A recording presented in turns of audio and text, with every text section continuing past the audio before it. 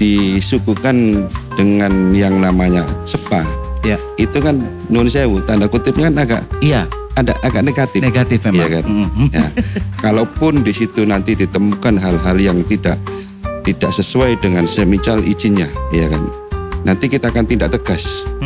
Kalau perlu kita tutup usaha itu. Info dari pemilik itu kemarin itu masih di bawah 17. Wih. Belum punya KTP loh ya.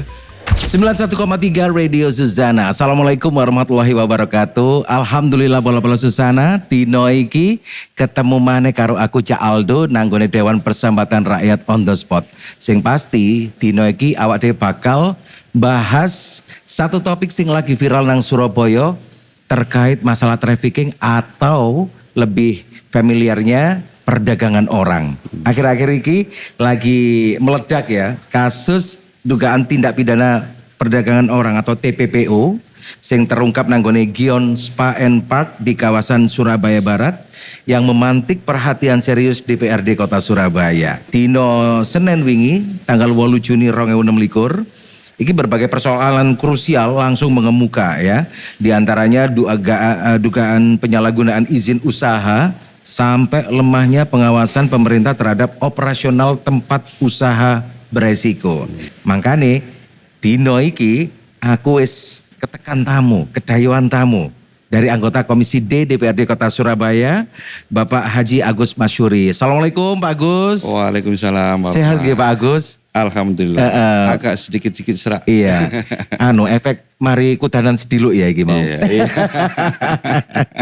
Oke, Pak Agus, kalau kita ngomongin kasus yang akhir-akhir ini viral di Surabaya terkait spa yang ternyata mempekerjakan anak usia di bawah umur. Ya, jadi ternyata kalau kita lihat ya usaha spa ini kan di masyarakat kita semakin hari image-nya semakin negatif. Kak ono ceritane spa zaman saiki ku wong lek mlebu spa iku pemane wong lanang gitu loh ya kan. Pasti loh, lapo iki? Image-nya. Pijet temen apa gak iki? Nah, gitu kan. Nah, terkait masalah ini ya, alasan Komisi D DPRD Kota Surabaya menggelar hearing terkait dugaan TPPO yang menyeret salah satu usaha spa di Surabaya ini apa, Pak? Ya, karena kita sebagai anggota DPR sangat peduli. Ya, sangat peduli satu dengan kondisi keterkaitan dengan anak-anak, nasib anak-anak ke depan. Kalaupun kita tidak mengantisipasi mulai dari sekarang, ya kan. Takutnya ke depan hal itu akan terjadi lagi. Gitu. Jadi kita kenapa kemarin mengadakan hearing itu karena salah satu tugas kita sebagai anggota DPR pengawasan. Di situ kita akan memanggil semua yang bersangkutan, ya kan. Kita ada dari OPD, ya kan. Nanti juga pelaku usaha, ya kan. Kita panggil, kita klarifikasi apa dan bagaimana kejadiannya, ya kan. Jangan sampai hal-hal ini di kemudian hari akan terulang lagi. Kalaupun di situ nanti ditemukan hal-hal yang tidak sesuai dengan semisal izinnya, ya kan. Nanti kita akan tindak tegas. Kalau perlu kita tutup usaha itu. Jangan sampai, ya kan, jangan sampai bukannya kita tidak memberi izin kepada mereka. Setidaknya izin itu kan harus sesuai dengan apa yang ada sesuai dengan SOP. Jangan sampai dilanggar. Kan gitu. Kalau dilanggar, ya kemungkinan hal-hal kayak gini kan bisa terjadi, ya kan. Termasuk semisal contohnya perizinan terkait dengan panti pijat, ya kan, atau spa. Di dalam spa itu kan harus ada kriteria. Apa yang katakanlah menu apa menu yang disajikan. Di situ sebatas pijat atau ada yang lain. Karena apa? Nuwun sewu. Kita ini kan disuguhkan dengan yang namanya spa. Ya. Itu kan nuwun sewu, tanda kutipnya kan agak negatif. Negatif memang. Ya kan? Ya. Kita harus merubah paradigma itu supaya apa? Spa itu tidak semuanya kayak gitu. Ya kan. Bahwasanya ada spa atau pijat itu yang memang melayani kebugaran, ya kan. Kalaupun ada hal-hal kayak gitu, ya perlu kita luruskan. Dan itu kalau ada melanggar ya kita sebagai anggota DPR ya kan, ya memohon kepada pemerintah untuk kalau bisa ya kita agak keras sedikit yang mencabut izinnya. Oke. Nah Pak Agus, kalau kita melihat ya fakta di lapangan, kalau kita agak sedikit keluar dari topik, kita ngomongin kriteria spa. Ya.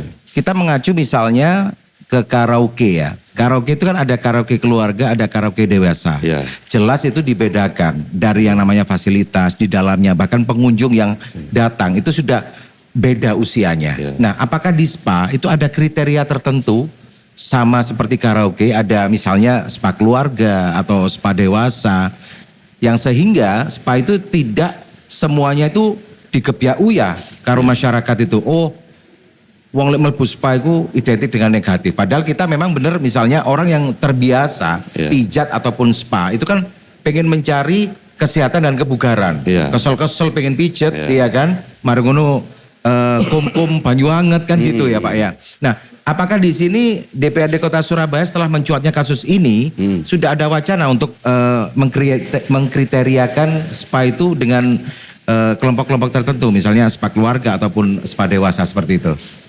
Oke, dengan kejadian kemarin mungkin kita bersama teman-teman ke depan akan membuat aturan atau setidaknya kan biar spa ini ya kan tidak yang namanya usaha itu yang niatnya untuk mencari memberi pelayanan kepada masyarakat keterkaitan dengan ya yang namanya orang kan seperti jenengan saya ya kan, itu kan kadang-kadang dengan kegiatan dengan rutinitas yang kayak gini kan perlu rileks sedikit ya kan, dan itu perlu kita buat kita buat kriteria karena biar yang namanya image sekarang nuwun sewu kalau ngomong panti pijet gitu, itu identik dengan yang namanya sih kayak gitu ya kan. Kita juga gak kepengen yang namanya usaha itu orang yang niatnya untuk memberi kepada masyarakat, memberi kepada konsumen biar itu jadi layanan baik,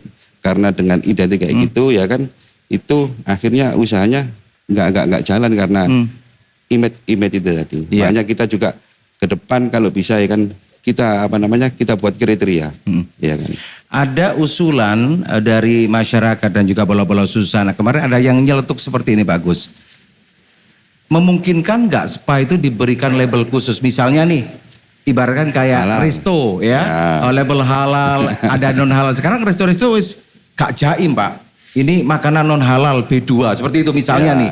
Nah, memungkinkan nggak spa nanti akan dikasih label seperti itu, misalnya spa keluarga, ini spa dewasa. Dan nanti kan orang itu pasti tahu, oh spa keluarga itu kok gini. Spa dewasa paling enggak orang di atas usia sekian yang boleh masuk misalnya. Memungkinkan nggak seperti itu Pak? Sangat setuju dan sangat memungkinkan. Karena itu nanti kita di situ bisa membedakan bahwa ini tuh spa itu benar-benar memang khusus kebugaran dan ini memang yang namanya identik dengan yang lain. Gitu. Jadi kita atau konsumen kalau kepingin benar-benar mencari kebugaran atau kepingin yang kita butuh butuh rileks, itu kita bisa nyaman kan gitu. Nggak perlu kita masuk ke spa itu dipandang orang, wah kok saru ngono ya.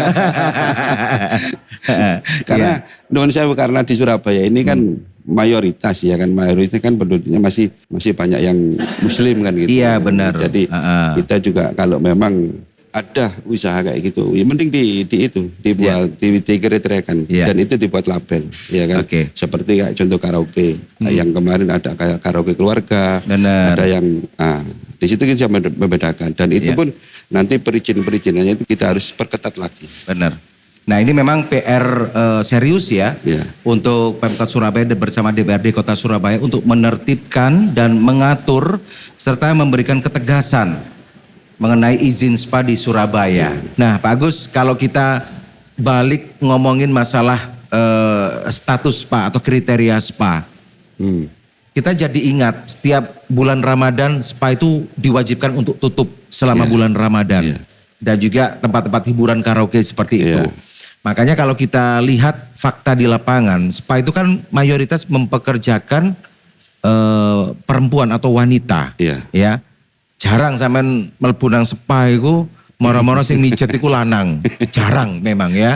Bahkan hampir nggak ada mungkin ya. Kecuali kalau yang terapis-terapis refleksiologi di mall-mall atau di tempat-tempat umum itu ono sing mijet lanang. Tapi kalau kita ngomongin spa, nah makanya image negatif yang mana masyarakat kita yang mayoritas muslim itu kan menganggap spa itu negatif.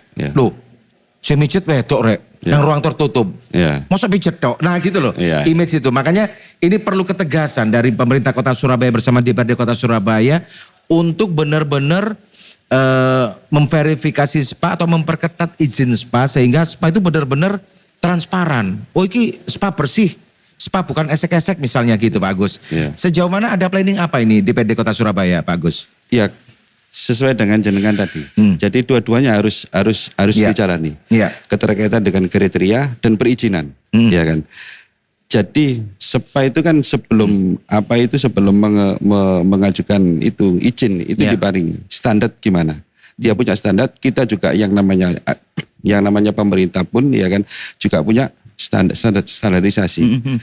Karena apa, kita nggak mau kalaupun memberikan izin hal-hal yang kayak di Indonesia, kayak di Gion itu kayak gitu terjadi. Karena itu kan juga jangan sampai itu menjadi pintu masuk ya kan buat mereka untuk yang namanya mempekerjakan wanita atau yang gimana ya kan. Yang setidaknya kita tujuannya memberikan izin dan kriteria itu untuk mencegah. Setidaknya kita bisa mencegah ya kan, dan standarisasi. Kalaupun nanti di dalam perjalanannya kita harus melakukan setidaknya kita setidaknya infeksi lah, sidak ya kan, entah itu berapa bulan sekali.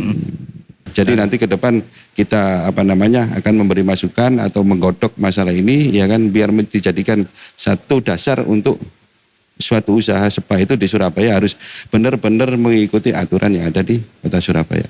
Karena apa? Kita semua cinta sama Kota Surabaya ya kan, jangan sampai dengan ulah-ulah oknum yang sekiranya dengan dalih sudah punya izin, sudah punya kriteria, itu nanti kedepannya dibuat hal-hal yang tidak sesuai dengan yang kita harapkan. Oke, Pak, kalau kita flashback ya, di zaman Surabaya masih ada lokalisasi, Doli dan beberapa tempat lokalisasi yang lain itu kan Dinas Kesehatan itu selalu rutin untuk mengecek kesehatan PSK dan pekerja-pekerja yang berhubungan dengan lokalisasi itu agar mencegah menyebarnya penyakit kelamin. Kita tahu dan kita tidak usah munafik, di Surabaya ada beberapa spa yang dewasa, kategori dewasa. Itu identik dengan spa plus kalau orang bilang ya. Itu kan tidak terlepas dari kegiatan seks komersial. Nah, apakah selama ini DPRD Kota Surabaya bersama Dinas Kesehatan sudah melakukan pengawasan di sisi kesehatan pekerja, Pak?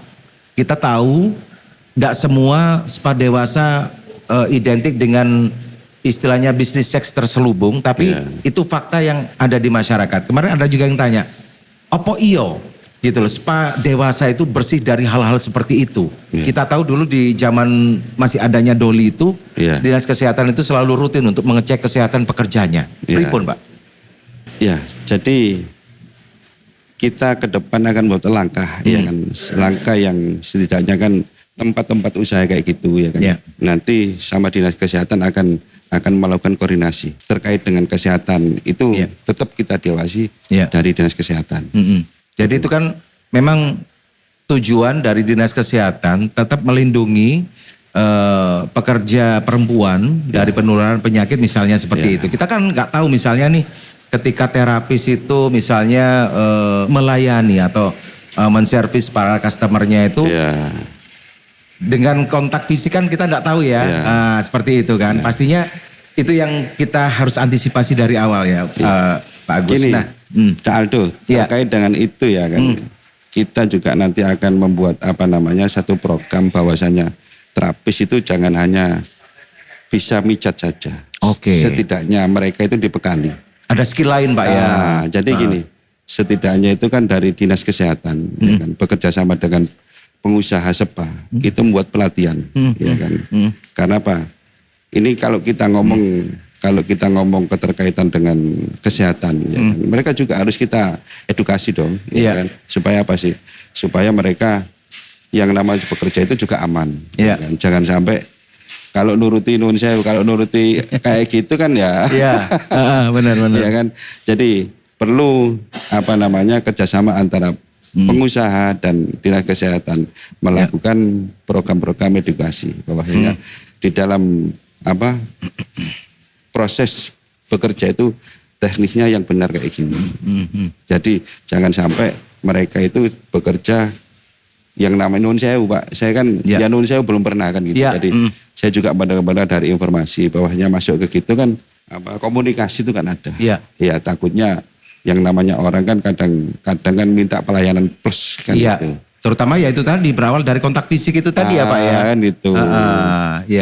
Nah itu kan gimana caranya kita membekali mereka sebagai pekerja. Seandainya ada yang nun sewu, tidak semua pelanggan itu kan apa namanya berhidung belang lah.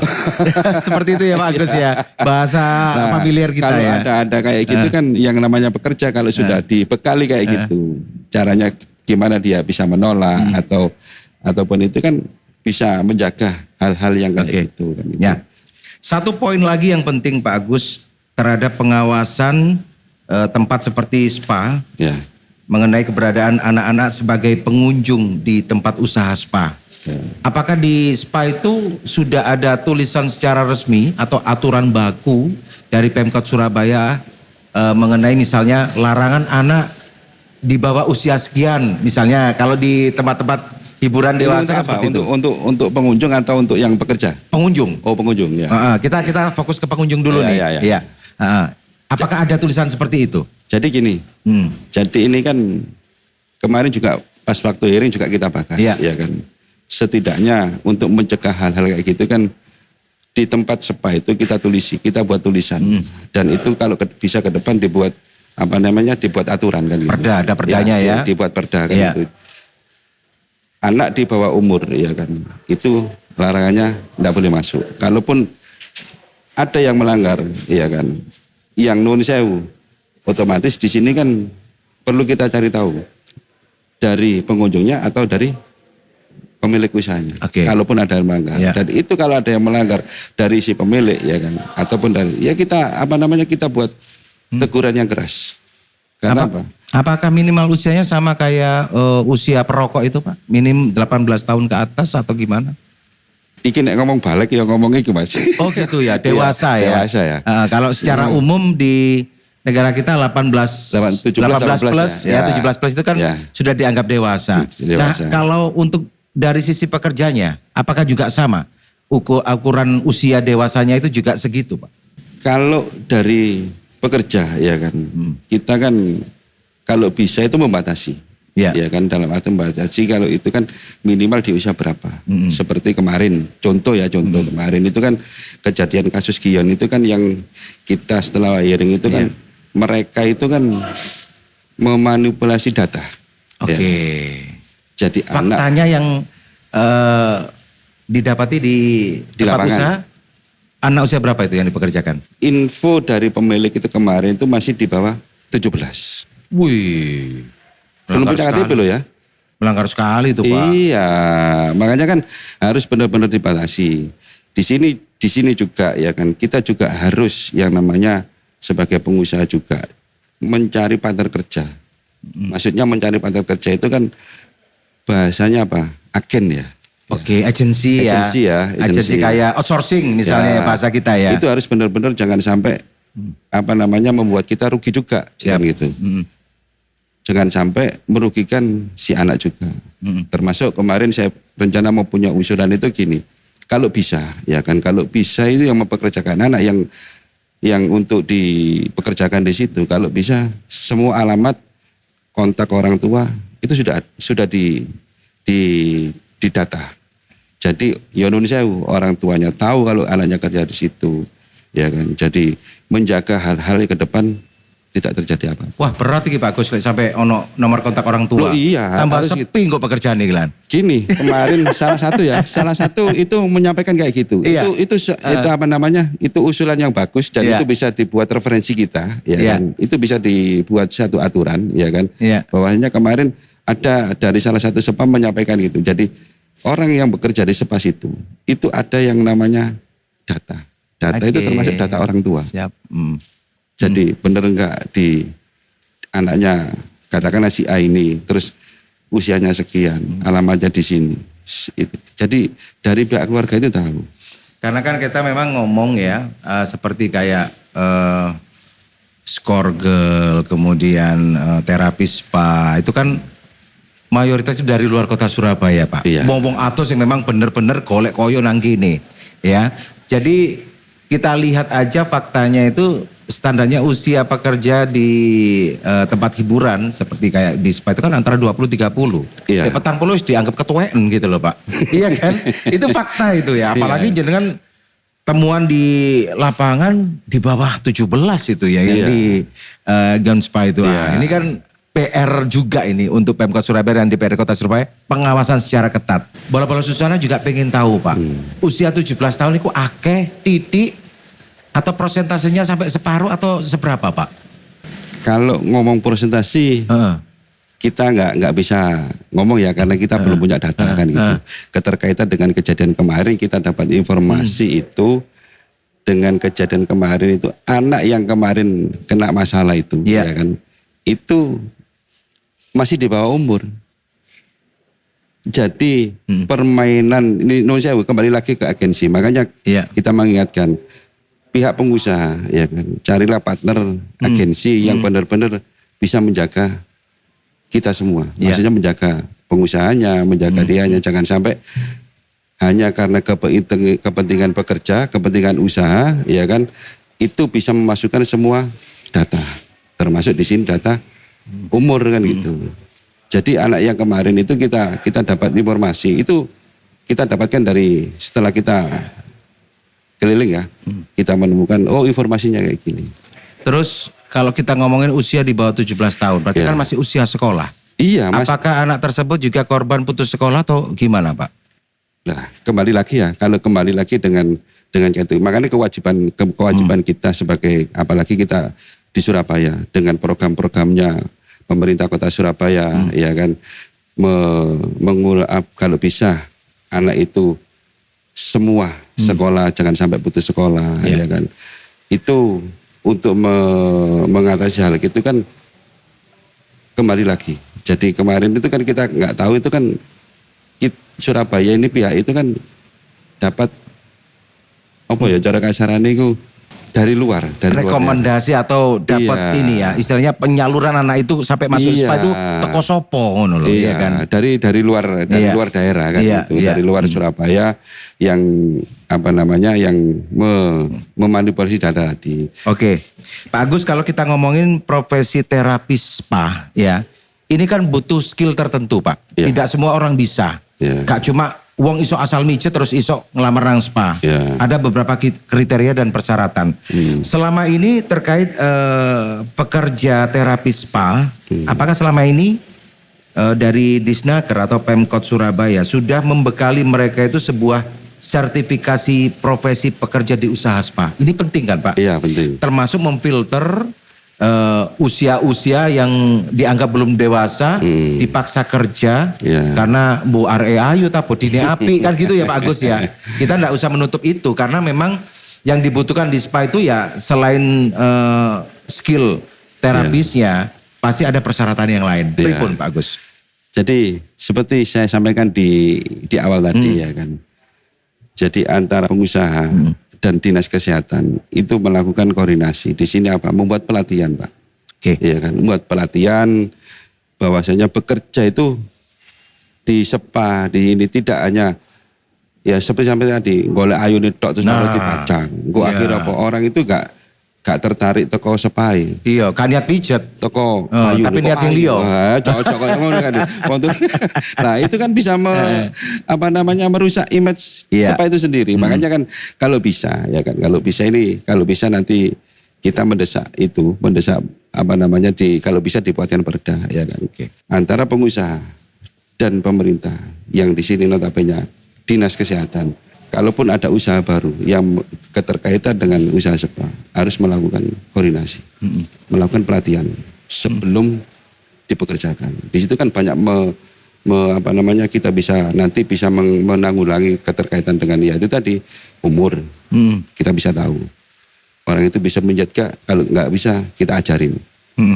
Terus ngadepi tamu, kadang tamu itu kan kadang ya itu tadi. Apa sampai penting mendapatkan surat izin orang tua terkait dengan tadi kontak orang tua sudah harus ada. Itu tadi kan masukan dari yang ada beberapa spa tadi yang ngomongnya gitu. Itu bisa dimasukkan di perda juga. Kalau bisa. Bukan kita itu gini. Biar image yang namanya image spa itu lepas dari image yang notabene negatif. Oke. Ya kan? Oke. Bagus.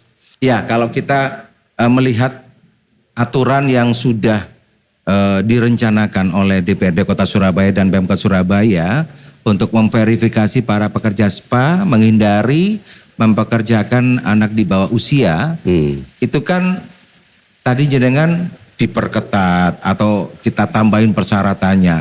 Apakah nantinya ke depan tidak mengganggu bisnis spa itu sendiri? Misalnya nih, pekerja spa itu kan tidak sampai berpuluhan tahun, Pak. Karena kan keterbatasan usia, ya. Iso paling suwe gak sampai 10 tahun wis pindah. Gak ngono leren. Kan butuh wis kadal luar saya. Butuh regenerasi, Pak, dengan cepat. Apakah dengan persyaratan itu kok males tapi tadi terapi spa persyaratan cek ruwete. Nah, itu apakah ada pemikiran ke sana untuk mengganggu bisnis spa itu sendiri, Pak? Iya, yang namanya usaha itu kan kita nggak bisa menjamin usaha itu akan bertahan lama. Ataupun dengan bisa stagnan gitu kan. Ya, jadi yang namanya usaha itu kan kayak spa. Non sewu ya kan. Jadi spa itu kan pelayanan, sifatnya pelayanan. Kalau kita bisa memberi pelayanan yang baik, ya kan. Meskipun itu ganti orang, maksudnya di sini ganti pekerja, ya kan. Kalau pekerja itu dibekali dengan ilmu yang sesuai dengan ilmunya mereka, ilmu bekerja di spa.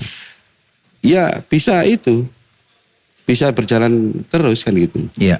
Keterkaitan dengan para pekerja. Ya jenenge ngomong kerja, Pak. Nek ngomong kerja iku aja ngomong apa jenenge umur 30. Tenaga wis entek Pak. Benar. Performanya juga beda gitu kan. Selalu butuh pekerja-pekerja yang fresh terus, Pak. Gitu loh ya. Terupdate terus gitu loh ya. Dan ini mudah-mudahan tidak mengganggu iklim bisnis spa itu sendiri. Ya boleh lah, wong tugasnya pemerintah mengawasi, melindungi warganya, dan juga termasuk istilahnya menjaga kestabilan bisnis spa itu sendiri. Kan gitu Pak Agus. Bener. Ya. Saya mengajak kepada seluruh masyarakat Surabaya, ya kan. Ayo kita jaga Surabaya ini, biar Surabaya menjadi kota yang berkah, ya kan. Dengan bukan kita membatasi, ya kan. Tugasnya kita mengawasi, tidak hanya sebagai anggota dewan yang mengawasi semua, termasuk tugas kewajiban jenengan semua masyarakat seluruh Surabaya membantu untuk mengawasi. Kalaupun ada hal-hal, kalaupun terjadi yang meresahkan, segera laporkan ya kan ke pihak yang berwenang ya kan, biar segera ditindaklanjuti. Kita semua punya kewajiban, Caldo.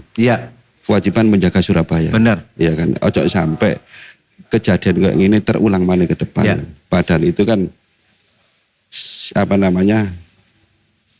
kejadiannya itu kan kalau saya menganalisis itu kan dari oknum-oknum yang tidak bertanggung jawab. Kalau untung semata, untung sesaat. Cari untung sesaat, ya kan. Dia cari untung, setelah itu mbok tanggung jawab. Setelah orang kayak gini, yang jadi kena dampak siapa? Kita semua sebagai semua pihak sebetulnya. Tidak hanya orang tua ataupun pebisnis spa itu sendiri. Kan? Sebagai warga Surabaya, makanya saya terakhir, ayo saling melok ngawasi, saling jaga Surabaya supaya Surabaya ini aman, tentrem, ya kan. Apa yang diprogramkan sama Pak Wali Kota itu bisa berjalan dengan baik. Matur nuwun, Pak Agus.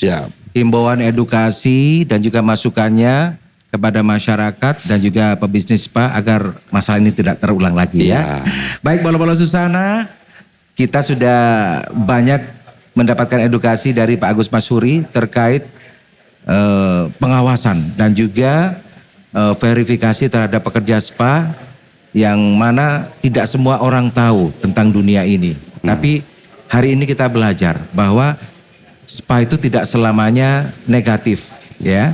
Kalau kita melihat spa itu memang benar-benar menuntut kebutuhan dari para customer, spa juga harus tahu diri gitu loh. Jangan hanya menjual di balik pekerja spanya, tapi harus benar-benar memberikan benefit terhadap pelanggannya. Matur nuwun, saya Cak Aldo pamit. Wassalamualaikum warahmatullahi wabarakatuh. Waalaikumsalam.